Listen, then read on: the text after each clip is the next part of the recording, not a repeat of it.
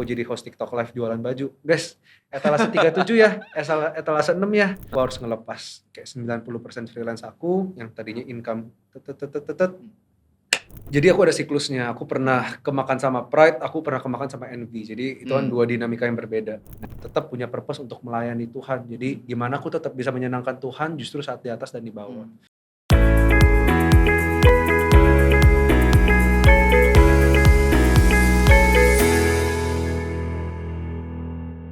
Halo teman-teman semuanya, welcome back to Gilgal Podcast bersama dengan aku kembali Revi Halim. Dan hari ini teman-teman seperti biasa kita mau belajar banyak dari narasumber kita, hal-hal yang berkualitas yang nanti kita bisa terapkan di dalam hidup kita supaya dalam pekerjaan, pelayanan, hubungan kita semua bisa mengalami peningkatan level. Dan hari ini kita kedatangan seorang narasumber yang luar biasa. Beliau merupakan sahabat saya juga, teman saya juga, teman di bidang pelayanan, kita suka ngobrol. Dan menurut saya yang kerennya adalah dia masih sangat muda, tapi kalau ngobrol sama dia saya selalu mendapatkan banyak pelajaran baru yang baik dan bagus sekali. Dan aku percaya teman-teman juga akan sangat diberkati. Maka itu tanpa berlama-lama lagi, mari kita sambut Brian Kandani. Hai Bray, how are you? Doing great. Thank you banget loh udah mau mampir ke podcast Aku kita. juga thank you. Selalu senang tiap kali ngobrol sama Brian, aku merasa very blessed. Ah. Dan aku ngeliat juga di sosial media perkembangan Brian ya, sekarang punya perusahaan usaha yang luar biasa ya. Puji Tuhan. Frazier banyak juga yang menjadi klien Brian. Iya. Dan makanya aku excited buat denger kisah Brian. Me too, excited untuk sharing. Thank you Bray. Nah, jadi hari ini tuh aku benar-benar pengen banget para audiens kita juga mendengar kisah perjalanan Brian yang masih muda. Sekarang umur berapa Bray? Sekarang aku 18. 18 tahun. Tapi udah bangun usaha. Iya, puji Tuhan. Aku pas 18 tahun aku kayaknya masih nggak tahu main game atau apa kali, nggak jelas banget gitu. Tapi Brian dari usia muda udah merintis bisnis dan bahkan berhasil gitu. Iya. Boleh cerita nggak Bray kayak awal mulanya kok bisa sih di usia muda tuh kepikiran buat bangun bisnis sendiri gitu? Ini pertanyaan yang aku lumayan sering dapat, kayak banyak orang penasaran di fase umur 18 ini kan memang teman-teman aku at this time sekarang lagi transisi untuk kuliah, lulus SMA. Nah, kenapa Brian ini bisa berbisnis? Nah, jadi di awalnya saat aku lulus SMA 1, aku masuk ke sebuah international college. Nah, karena pindah sekolah, pindah kurikulum, itu aku dapat libur kebetulan 7 bulan. Jadi 7 bulan itu cukup lama ya. Jadi pada saat itu aku masih pada anak seperti umumnya. Aku masih banyak main, mikirnya ya untuk have fun aja, fokus sekolah, nunggu sekolah, lagi libur. Tapi aku pikir 7 bulan itu cukup lama ya. Aku kalau mau full have fun doang, nongkrong-nongkrong, main game, seru sih. Cuman ya bosan juga. Jadi why not? Kenapa enggak 3 bulan aku coba cari waktu, lakukan hal yang lebih produktif. Akhirnya aku ada kebetulan puji Tuhan dapat opportunity magang di sebuah startup F&B selama 3 bulan. Nah, jadi awalnya di situ aku jadi content creator. Jadi aku masuk divisi marketing mereka, aku ditaruh sebagai content creator. Kenapa? Karena itu Gen Z banget kata mereka. Gitu ya. Dan memang aku kebetulan udah bikin konten dari kecil. Jadi memang aku ada basic di sana. Jadi di sana aku jadi anak paling muda, anak bawang, banyak belajar. Aku bikin konten, belajar doing with excellence, sampai akhirnya board directornya lagi meeting semua nih, meeting penting untuk campaign bulan depan seperti apa. Jadi mereka lagi concepting, terus aku ya suka diajak dan aku nguping gitu. Dan aku rasa pada saat itu kok idenya agak kurang ya. Aku pengen ngomong cuman nggak enak gitu. Tapi akhirnya aku memberanikan diri, aku tiba-tiba sorry motong, kayaknya idenya kurang ya. Mereka semua mereka semua langsung lihat, kamu siapa gitu kan, kamu belum ngerti apa-apa, kita udah lakukan ini berkali-kali. Tapi puji Tuhan mereka kasih aku ruang. Jadi mereka tanya, oke, kurang, ide kamu apa? Dan pada saat itu jujur aku punya ide yang menurut aku menarik, tapi karena belum ada pengalaman, jadi aku juga nggak yakin sebenarnya ide aku bisa works atau enggak. Akhirnya mereka dengar ide aku, dan di situ juga mereka tergerak karena mereka dengar, unik juga nih dari point of view anak muda, brilian juga. Campaign itu jadinya dipakai ide aku, karena itu ide aku juga di-involve banyak di eksekusinya, jadi aku sangat terbuka. Dan bulan depannya, saat rekap bulan depannya aku kaget, mereka pun juga kaget, salesnya hit all time high dengan campaign aku. Dan di situ bener-bener nge-spark, aku punya ambisi banget sih untuk, ini rasanya berguna ya. Selama ini kan aku cuma consume, dibiayain orang tua, sekolah, aku rasa kayak berguna banget. Nah selesai magang 3 bulan itu masih ada sisa libur kan ya, jadi karena aku perform di magang, aku juga akhirnya bikin konten buat diri aku sendiri, kebukalah banyak opportunity, sampai akhirnya nambah terus, aku part time di 6 tempat sekaligus. Wow. Jadi macam-macam tuh, aku kerja di agency ada, aku jadi host TikTok live jualan baju. Guys, etalase 37 ya, etalase 6 ya. Mau try on yang mana lagi nih size L? Terus aku juga jadi model, aku jadi content creator, aku kerja buat berbagai macam brand. Sampai akhirnya pada saat itu jujur happy banget. Income-nya lama-lama kan karena banyak terima, naik ya.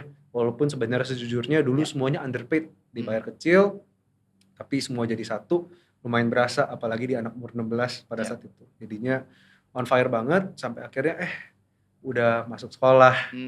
Jadi aku harus ngelepas kayak 90% freelance aku yang tadinya income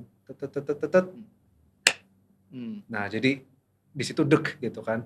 Dan akhirnya aku tetap setia, aku jalanin college, aku tetap menerima freelance sebisanya. Sampai akhirnya aku dapat sebuah freelance bantuin personal branding sebuah ibu-ibu namanya Cinia. Dia ini entrepreneur. Sampai akhirnya aku ngerasa, wih asik juga ya ngerjain personal branding orang. Aku belajar dari dia, aku impactful ke dia. Dari segi uang pada saat itu juga lumayan berasa enak gitu. Akhirnya aku mikir iseng, gimana ya rasanya kalau aku punya 10 Cinia, 20 Cinia, mungkin harganya naik karena value aku juga naik. Dari segelintir mikir kayak gitu, aku seriusin, nambah tuh 2 klien, 3 klien, 4 klien, semua aku kerjain sendiri. Sampai suatu hari aku inget tuh harus nulis skrip sendiri, nyamperin rumahnya, pakai tools adanya, edit semua sendiri. Sampai tetes mata tuh, mataku iritasi, ngedit 10 video per hari, berapa jam tuh. Akhirnya aku pelan-pelan nambah tim, masih online tuh. Akhirnya rasanya, cukup banyak ya kliennya sama timnya, aku udah gak bisa manage sendiri lagi. Akhirnya aku take a leap of faith untuk buka kantor, hire karyawan, dan di situ bergesekan sama aku punya college. Jadi udah mulai sering izin, kadang di college jujur juga jadi gak fokus, harus ngurus tanggung jawab kerjaan. Nah, akhirnya aku choose untuk finishing well college aku, foundation aku.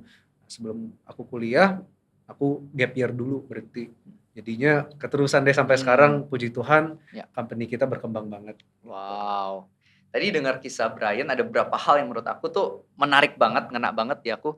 Brian bilang, Brian memberanikan diri buat kasih ide, padahal masih muda gitu ya. Iya. Kayak mungkin bahasa Inggrisnya kerennya tuh kayak courage. And Courage. I think itu sesuatu yang sangat amat langka dan emang dibutuhkan gitu ya, keberanian. Iya. Nah waktu itu, apa yang bisa bikin Brian berani untuk keluarin ide? Karena aku yakin kan pasti ada mind block yang bikin kita rasanya, aduh kayaknya nggak usah ngomong nih. Tapi apa yang akhirnya buat Brian berani ngomong gitu waktu itu? Kadang kan courage itu datang dari 2 ya. Yang pertama aku percaya ada gut feeling, ya insting. Yang kedua ada namanya juga confidence yang datang dari intelektual. Jadi tentu misalnya kita lihat pemain bola yang jago, Cristiano Ronaldo, disuruh lawan kita, pasti dia akan pede banget gitu.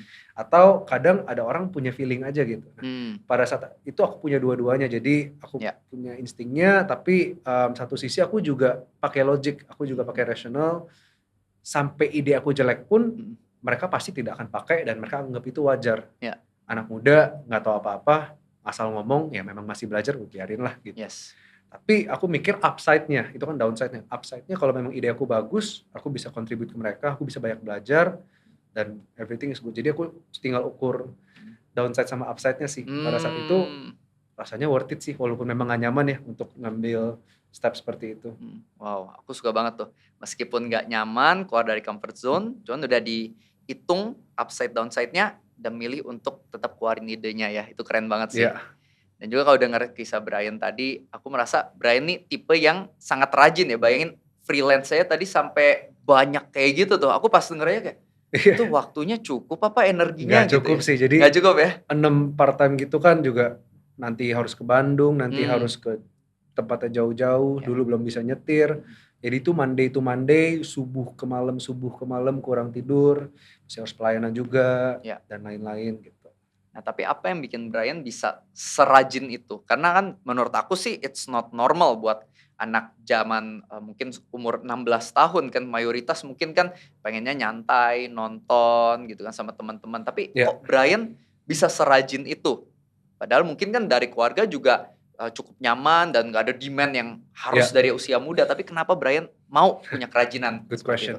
Jadi jujur aku tidak datang dari keluarga Ferrari, Lamborghini yang kayak super kaya raya. Tapi dibilang aku datang dari keluarga yang nyaman secara finansial, ya. Jadi aku nggak punya urgency banget, kepepet banget untuk cari uang dari umur 16 untuk biayain sebuah perkara. Tapi di situ awalnya kan memang aku magang tujuan untuk belajar. Jadi aku never come for the money di awal. Nah, tapi di awal ya ketika aku selama 16 tahun hidup menjadi receiver aja, dibiayain orang tua, bahkan kadang sekolahnya nggak serius, udah dibayarin, take things for granted. Kasarnya selama umur 16 aku rasa ya nggak guna gitu. Aku hidup untuk kesenangan aku pribadi. Dan sampai akhirnya di umur 16 itu sebuah anak muda yang 16 tahun nggak pernah rasa berguna, tiba-tiba rasa ada kontribusi, tiba-tiba rasa berguna. Dan jujur pas awalnya nyicipin uang sih juga berasa ya gitu kayak, bulan ini segini, bulan depan nambahnya cepet gitu. Dan apalagi ketika aku kerja sama orang, mereka terheran-heran, kamu masih umur 16 ya, kok bisa performnya segini, kok bisa sehebat ini, kok bisa gini. Jadi ketagihan sih sebenarnya gitu. Jadi menemukan kesenangan baru di sini. Iya, iya. Nah kan tadi Brian cerita ya bagaimana kan ada growth yang luar biasa nih tentunya dengan kerajinan, dengan excellence yang ada. Nah tapi di tengah kayak misalnya pertumbuhan yang sangat cepat ini ada nggak kayak rasa godaan yang namanya pride atau mungkin kayak godaan-godaan sombong itu ada berasa juga nggak sih Bray? Jadi aku ada siklusnya, aku pernah kemakan sama pride, aku pernah kemakan sama envy. Jadi itu kan dua dinamika yang berbeda. Nah jadi Menarik. di awal pas aku mulai dapat banyak kerjaan, income-nya udah mulai berasa, udah nyentuh 2 digit gitu. Per bulan kan sebagai anak umur 16 kayak dapat uang kaget gitu ya, per bulan 2 digit, nambah, mulai megang uang, mulai dipuji, mulai dilihat di kerjaan. Itu jujur aku jadi sempat ada masuk masanya prideful. Nah kasarnya aku lihat teman-teman aku yang seumuran, gak ada yang lakuin apa yang aku lakuin gitu. Jadi bahkan kasarnya lagi aku ngeliat orang-orang yang umurnya jauh di atas aku, rasanya secara pencapaian income, achievement aku lebih tinggi. Nah di situ aku mulai merendahkan orang tanpa di dalam aja gitu rasanya kan. Jadi aku merasa hebat, aku sempat cinta uang, terus pokoknya identitas aku, value aku ditaruhnya di seberapa banyak income aku, job aku, performance aku di kerjaan.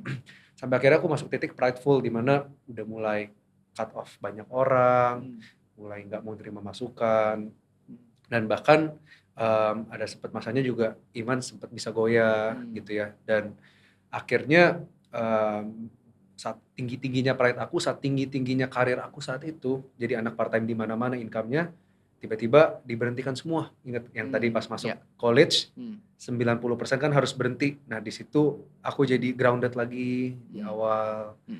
Oh iya, Tuhan yang kasih, Tuhan yang bisa ambil. Kadang menurut aku justru itu necessary ya, kalau langsung dikasih bisnis sampai sekarang, kayaknya terakhir aku belum siap. Jadi terakhir disiapin dulu hatinya, dibuat humble. Nah, aku juga pernah masuk siklus envy. Jadi pertama kali aku shifting ya dari anak freelance part time jadi bisnis, karyawan nambah, sempat rasanya udah bangkit lagi dengan hati yang humble, tapi mulai bergaul juga sama sesama pebisnis, satu industri, beda industri. Aku ngelihat, mereka juga muda, tapi bisa 10 kali lipat dari aku ya. Karyawannya udah 60-80 ya, kok bisa ya? Kok dia bisa ya? Umurnya gak beda jauh sama aku, tapi achievementnya udah beda jauh. Nah di situ aku sempat masuk siklus envy. Kalau dulu yang ngerasa paling hebat, paling besar, sekarang kok rasanya kecil banget. Padahal bisnis is doing very great di bulan-bulan pertama, momentumnya tinggi banget. Bahkan kalau ngomongin secara angka, itu berkali-kali lipat dari yang dulu aku prideful.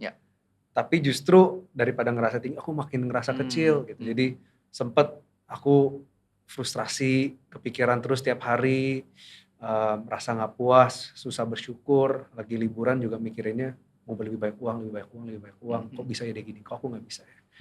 Gitu sih, jadi ada sempat masuk siklus-siklus seperti itu. Nah habis itu kayak pas Brian nih ada siklus kayak envy ini, apa yang membuat Brian tuh bisa mengalahkan anggapnya rasa-rasa envy ini? Yang aku dapat pada saat itu sih sebenarnya memang kalau aku trace back sekarang siklus itu semuanya necessary ya. Jadi kayak aku pernah merasa sangat besar, lalu Tuhan benerin hatinya lagi. Nah ini aku merasa sangat kecil, kan ekstrim sebelah lagi nih. Lihat orang lain kok gak besar banget ya. Aku juga dibetulin lagi sikap hatinya. Jadi aku belajar sih memang Tuhan um, mau aku belajar dari hal-hal gak nyaman tersebut. Jadi yang aku belajar sih balik lagi identitas sama purpose ya. Jadi terakhir purpose aku, identity aku taruh di hal-hal Oh, materialism ya. duniawi. Jadi value aku ditentukan dari seberapa banyak omset aku, Mhm. duit aku, achievement aku. Ya. Sedangkan sekarang aku belajar ya mau aku secara material lagi diberkati banyak atau lagi tidak sebegitu banyak, tapi aku sama berharganya di mata Tuhan. Aku tetap punya purpose untuk melayani Tuhan. Jadi gimana aku tetap bisa menyenangkan Tuhan justru saat di atas dan di bawah. Dan sempat dapat quotes bagus banget sih. Jadi quotesnya kayak gini. Manusia itu baru kelihatan realnya seperti apa dengan dua cara. Ketika dia dibawa tinggi banget secara cepat Ya. atau dia dibanting ke bawah secara cepat. Ya, wow. Jadi di situ benar-benar diukur ini tuh aslinya dia tuh seperti ini loh. Gitu. Kalau biasa-biasa aja kan nggak ada triggernya ya untuk kita benar-benar kasih lihat diri kita yang sebenarnya. Jadi aku selalu belajar itu sih. Selalu balik lagi fokus ngutamain Tuhan, carilah dulu kerajaan Allah, gitu sih. Wow, luar biasa banget.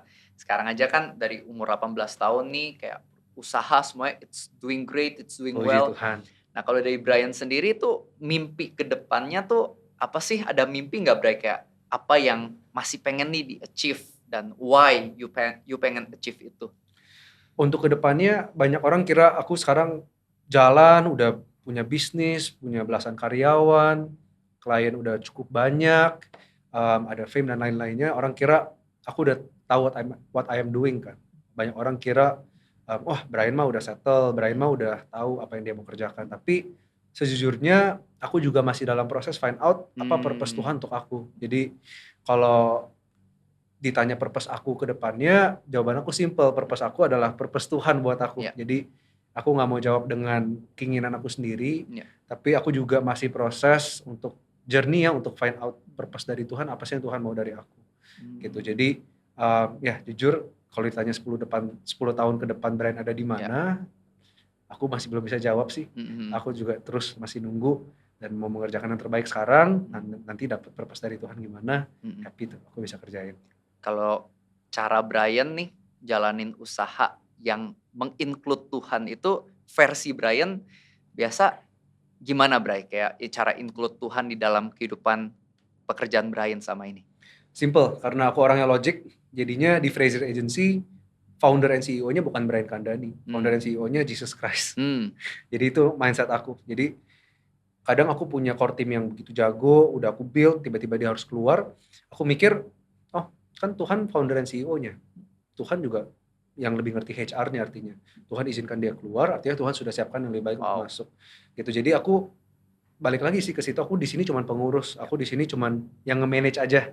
Ini semua aku kerjakan untuk Tuhan. Aku selalu setiap hari doa, it's from God, it's with God, it's for God. Gitu. Jadi sama ya aku devote, kalau kita kerja sama orang kan kita devote value untuk memperbesar bisnis dia.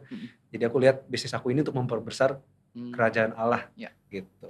Nah menurut aku nih bagus banget yang apa yang Brian sampaikan barusan, menurut aku tuh keren banget gitu. There's wisdom there.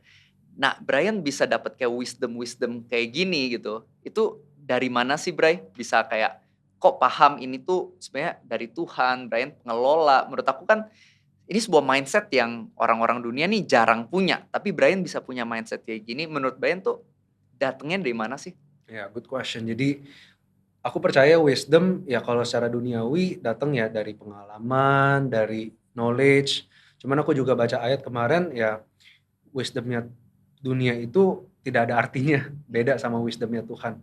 Mungkin apa yang kelihatannya foolish, apa yang kelihatannya tidak bijak secara duniawi, tapi bisa aja itu bijak dari Tuhan. Nah jadi yang pertama aku lakukan pasti aku disiplin. Aku mau lagi mood atau nggak mood, lagi capek atau nggak capek, aku tetap disiplin untuk cari dulu kerajaan Tuhan. Jadi yang aku bangun didasarkan love, bukan didasarkan oleh peraturan, bukan takut dengan perasaan takut kalau aku nggak doa Tuhan ambil bisnis aku. Jadi memang karena pada dasarnya aku mengasihi Tuhan. Kalau aku mengasihi Tuhan artinya secara willingly aku pengen bangun hubungan sama Tuhan. Nah yang kedua aku juga bersyukur ya karena aku juga proaktif dan juga Tuhan buka jalan, ada banyak mentor-mentor yang jagain aku. Kalau misal aku lagi kesusahan, aku pasti bisa punya mentor. Aku bertanya, dia menjawab kan pasti mentor aku mungkin 30 tahun lebih tua, 30 tahun lebih banyak asam garam kan wisdomnya beda Ya, ya. gitu. Jadi kadang terakhir untuk aku bisa breakthrough dari pride, dari envy, selain aku bangun hubungan sama Tuhan, Roh Kudus yang taruh di hati, Brian you're prideful, Brian you're envious.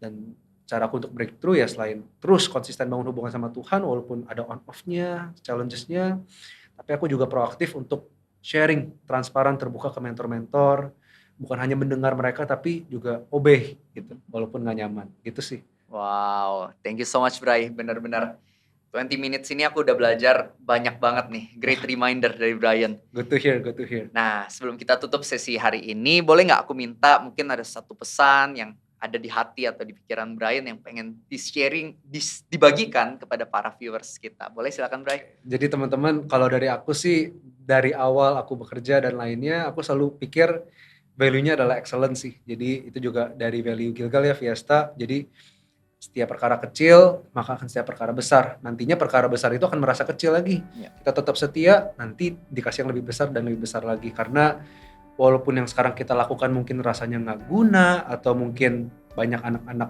aku pun ngerasain sekolah rasanya nggak guna. Kenapa ya saya harus belajar ini? Kenapa ya saya harus belajar ini? Atau mungkin rasanya kerja sama orang, aku juga pernah rasain. Kok saya kerja sekeras ini omsetnya naik? Dia yang hahaha dengan omsetnya. Tapi walaupun nggak di-appreciate manusia nggak lihat, kita pun nggak mengerti sekarang, tapi apa yang depan mata kita ketika udah dipercayakan Tuhan, kita lakukan dengan excellence, aku sendiri ngalamin Tuhan yang bakal bukain yang lebih besar lagi, gitu sih. Yes, bener banget ya teman-teman. Jadi jika kamu merasa terlalu besar untuk perkara kecil, sebenarnya kamu terlalu kecil untuk perkara besar. Wow, that's good. Makanya meskipun saat ini rasanya belum besar-besar amat, tapi ya seperti yang Brian katakan ya, kita terus excellent aja, lakukan yang terbaik, kita letakkan identitas kita pada Tuhan, sehingga nantinya kita akan lihat pertumbuhan, dan ingat, jika bertumbuh, itu semua kemuliaan hanya bagi nama Tuhan. Jadi itu sesi kita hari ini, aku percaya kita semua udah diberkati.